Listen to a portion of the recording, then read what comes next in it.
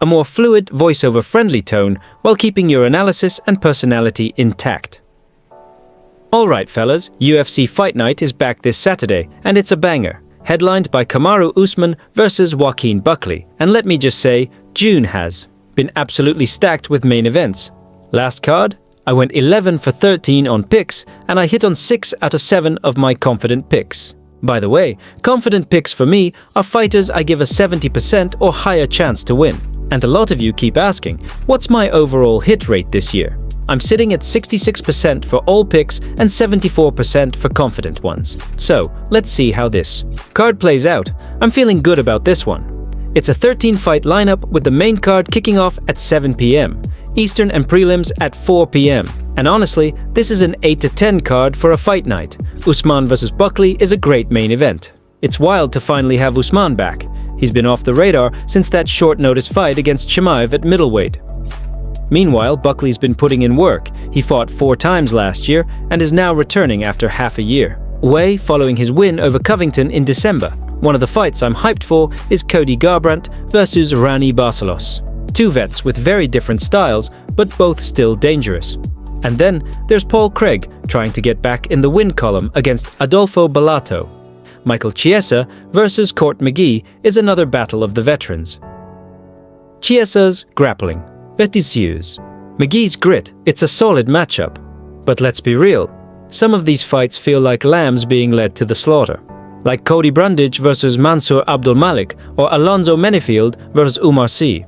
These feel like setups to showcase rising talent, and honestly, that's fine. Mansour and Umar are both serious prospects, and the UFC clearly sees them going far. They need that fresh wave of contenders, and these two definitely look like they could bring it. Also on the card is Malcolm Wellmaker facing Chris Moutinho. Yes, the green-haired warrior who went to war with Sean O'Malley, tough as nails, granite chin, but ultimately got stopped. Since then, he's improved, riding a 5-fight win streak with all finishes. Still, Wellmaker hits like a truck. This fight could get wild. Then we've got Cody Durden versus Jose Johnson, aka Josiah AOA, Ricky Simon versus Cameron Smotherman, and Phil Rowe versus Andre Lusa. Solid fights all around. And the night starts off with Vanessa Demopoulos versus Jamie Lynn. Horth, which, let's be honest, is probably the weakest fight on the card. Horth is much bigger, Demopoulos is coming in on short notice and moving up in weight. I think Horth just controls range and size here. Clear unanimous decision for her. Then we get to Phil Rowe versus Andre Lusa. Neither guy's fought in about a year. Rowe has the boxing advantage, long reach, good jab, solid hands. Lusa's more of a wrestler, and he needs to pressure Rowe, get him to the fence, shoot takedowns, and grind him out. Rowe has been improving defensively, stuffing takedowns better now, especially since the Jason Witt fight back in 2022. But I'm leaning Lusa by decision here. His wrestling and top control might just edge it. Next up, Ricky Simon versus Cameron Smotherman. Ricky's wrestling is going to be the difference here. Smotherman's too boxing heavy, his takedown defense is shaky, and Simon will exploit that. Unless Ricky falls in love with striking and gets clipped, I see him winning with top control. And relentless grappling, unanimous decision for Simon. Then we've got Cody Durden versus Jose AOA. Now, Durden is tough, scrappy, good grappler, but he's got a bad habit of ducking his head, and that's how he's been caught before. AOA is slick, flashy striker, great distance control, can switch stances and mix it up. I think he times Durden perfectly with a head kick as he ducks and gets the TKO in round 2. Now let's talk Malcolm Wellmaker versus Chris Moutinho, one of the most explosive fights of the night. Moutinho's gotten way better since his O'Malley loss. His striking's sharper, form cleaner, movement tighter, but that chin won't save him here. Wellmaker is on a different level. One shot from him can turn the lights out, and I think that's exactly what happens. Moutinho presses, Wellmaker times a bomb, and ends it in the first. Late round 1. KO for Wellmaker. Michael Chiesa versus Court McGee. 2 savvy grapplers, but Chiesa is bigger and slicker on the ground. McGee's got pressure, but not a lot of pop. Unless Chiesa mentally checks out like he did against Holland, he should be able to control this fight. I'm going with Chiesa by decision. Now let's talk about the themes of the night. prospect of the night. It's a three-way tie: Mansour Abdulmalik, Umar Shi, and Malcolm Wellmaker. All three are undefeated finishers, and all three could make noise in their divisions. If you're looking for future stars, keep your eyes on those guys. Fighter of the night: Kamaru Usman and Joaquin Buckley. Usman's the legend trying to bounce back after 3 straight losses, and Buckley's the surging contender looking for a career-defining win. If Buckley wins this, we might be talking about a title shot. Fighter under pressure: Paul Craig. He's lost 3 straight and is 1-4 in his last 5. If he doesn't win this one, he's probably getting cut. The difference between him and Usman is huge. Usman lost to champions and top contenders. Craig's losing to mid-tier guys, and he just hasn't been able to adjust. Banger of the night: that's got to be Wellmaker versus Moutinho, 2 guys who are going to throw down and someone's going to sleep. Sleeper fight of the night: Alonzo Menefield versus Umar Sy. It's flying under the radar, but I think it could surprise a lot of people. Menefield's still dangerous, but Sy's coming in with momentum and a lot of hype. Best fight. Overall, no question. Usman versus Buckley. Legacy versus momentum. This fight could define both of their careers from this point forward, and with that, let's break down each matchup from the prelims to the main. Starting off with Vanessa Demopoulos versus Jamie Lynn Horth. Let's get right into this UFC Fight Night breakdown, headlined by the return of Kamaru Usman taking on the surging powerhouse Joaquin Buckley. But before we dive into that explosive welterweight clash, we've got a full lineup of fights that deserve your attention. From former champions to rising contenders, this card is stacked with action, so let's break it all down fight by fight. Starting with Michael Chiesa versus Court McGee, we've got 2 gritty veterans squaring off in what feels like a crossroads bout for both. Chiesa's going to look sharper on the feet early. He's long, rangy, and surprisingly fast when he's on his game. He's not the most technical striker, but his movement and size often give him a natural advantage, especially against someone like McGee, who's more plodding and boxing-oriented. McGee might have the better jab, and he'll probably land some good right hands if he can keep it technical and tight, but I don't think he has the speed or the footwork to keep up. The difference maker here will be the grappling. Once this hits the mat, and it will, Chiesa's submission game is elite. McGee's tough, he'll scramble, but I see Chiesa catching him in a transition and locking up a choke. Give me Chiesa by 3rd round submission. Now let's talk about a fight that could get ugly fast. Paul Craig versus Rodolfo Bellator. Stylistically, this is a nightmare for Craig. We know who Paul Craig is at this point, a crafty, unorthodox submission specialist with an iron will and inconsistent striking. But he's facing a guy in Bellator who has yet to be taken down in the UFC. Guys like Jimmy Crute and Murtaza Talha tried and failed. That's a huge red flag for Craig, because if he can't get it to the ground, he's in big trouble.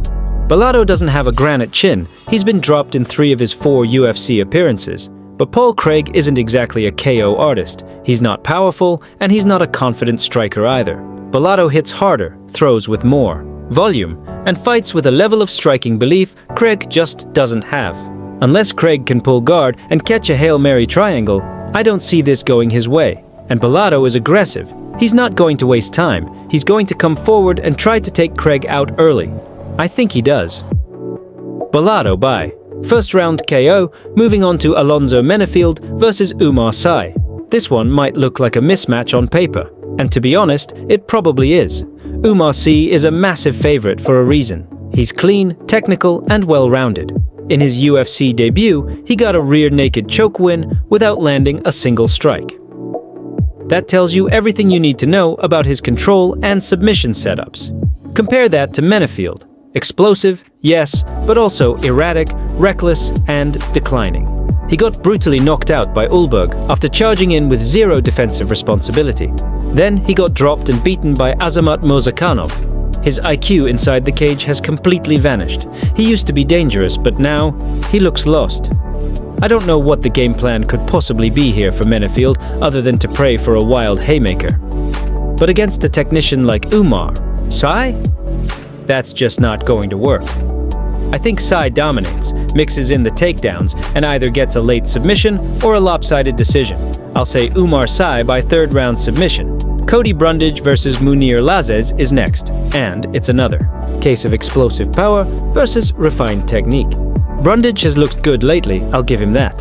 He knocked out Julian Marquez, dropped him clean. He's also shown some decent wrestling and grit in his past performances, even had moments against Bo Nickel. But Lazzez is a different type of striker. He's surgical, smooth, and calculated with his offense. If he can keep it standing, this is his fight to lose. Brundage can get wild, though, and when he does, he leaves himself open to counters, something Lazzez thrives on. The takedowns will be a factor, but Lazzez has underrated balance and clinch strength. If he can frame, separate, and punish Brundage on the exits, he could really do damage.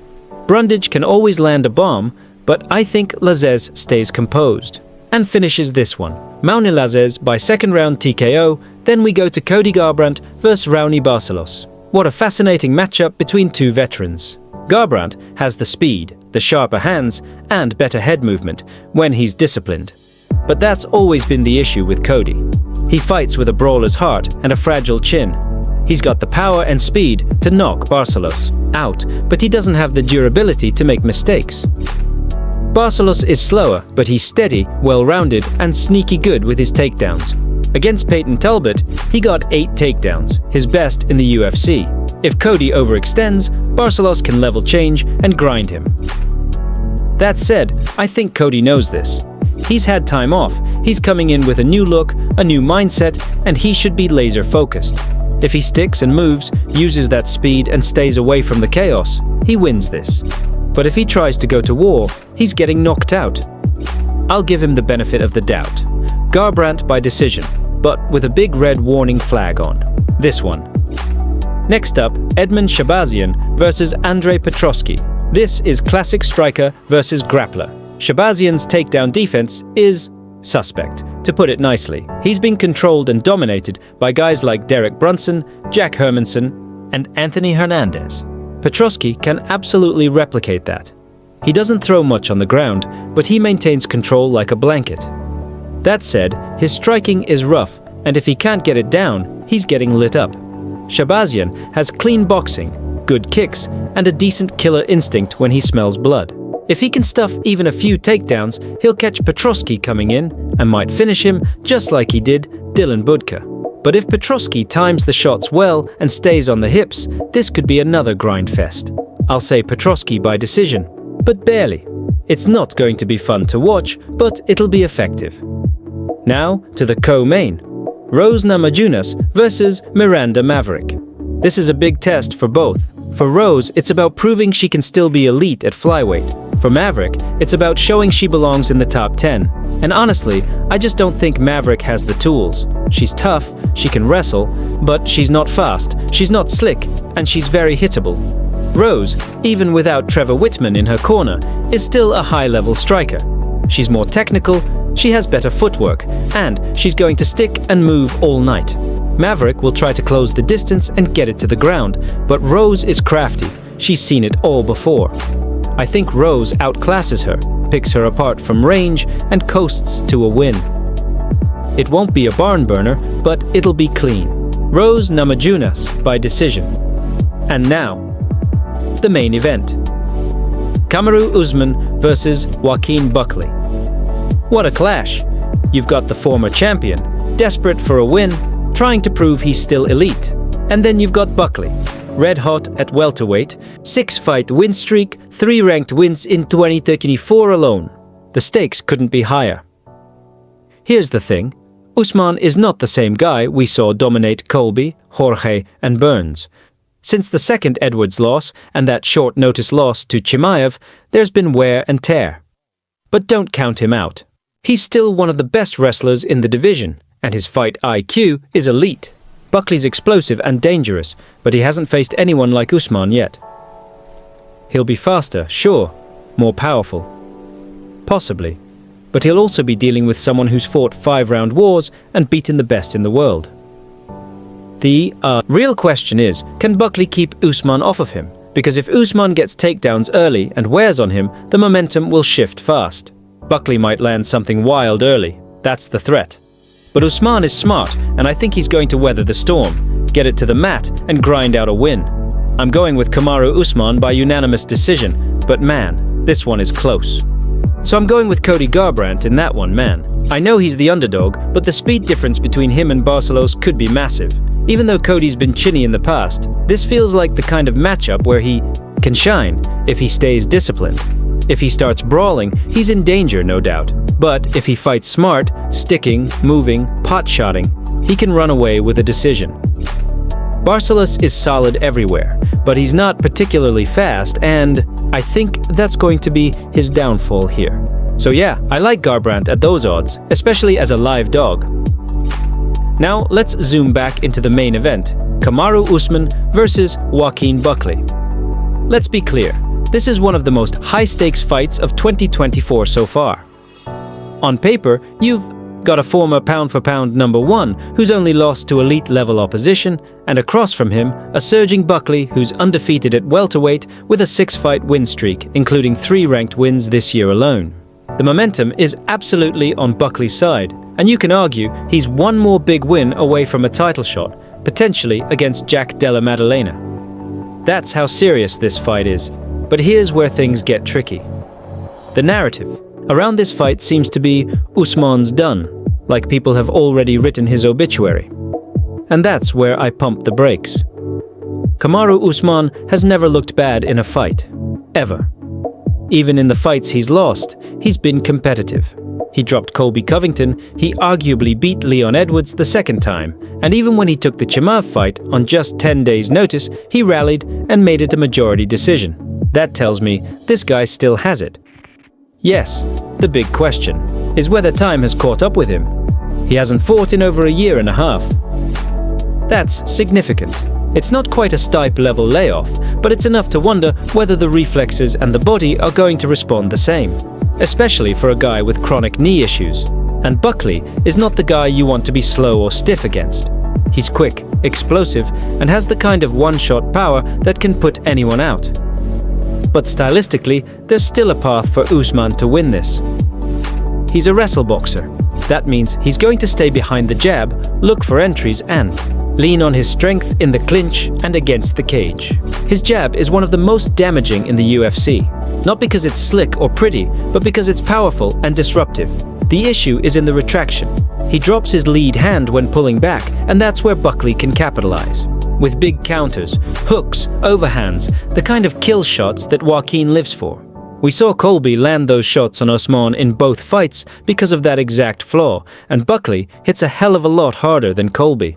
Buckley's game has evolved a lot too. He's no longer just the highlight reel KO guy. He's patient now. He moves with purpose. His angles are sharper, his kicks are cleaner, and his setups are smarter. He's also incorporated wrestling feints and takedown threats, not necessarily to land them, but to open up striking windows. Against Wonderboy, that lunging hook he landed. That's a shot that could end Usman's night if it lands clean. That said, Buckley's never faced someone like Kamaru. He hasn't fought a wrestler of this caliber. If Usman can pressure him, make him backpedal, and get him to the fence, then grind him down, this could quickly become a veteran clinic. Usman is still incredibly strong in the clinch. He digs to the body, knees the thighs, controls wrists. It's exhausting.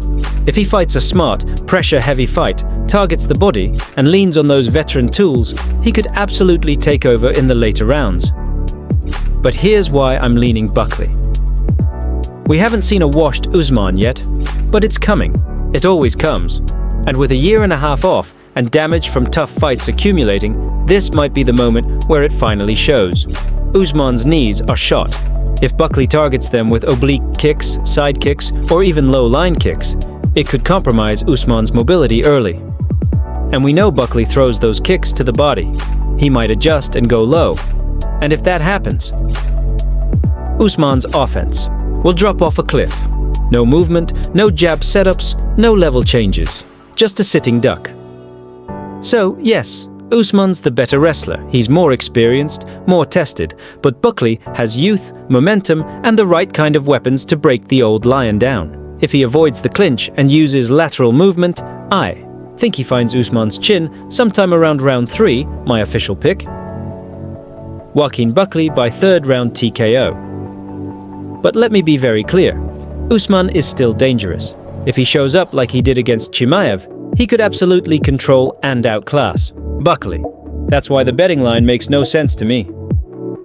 Buckley's a massive 270 favorite, with Usman at plus 210? That's wild.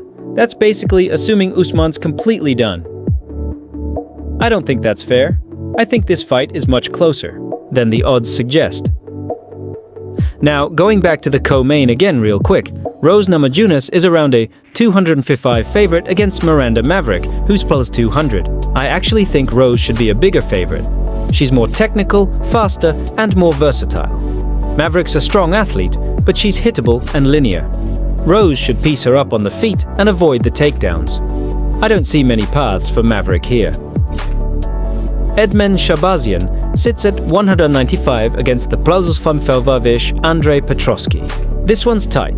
Shabazian has the clear striking advantage, but Petrosky has the takedown and top control tools to win rounds. If Edmen stuffs the first few takedowns, it's game over. But if he doesn't, Petrosky could grind out a decision.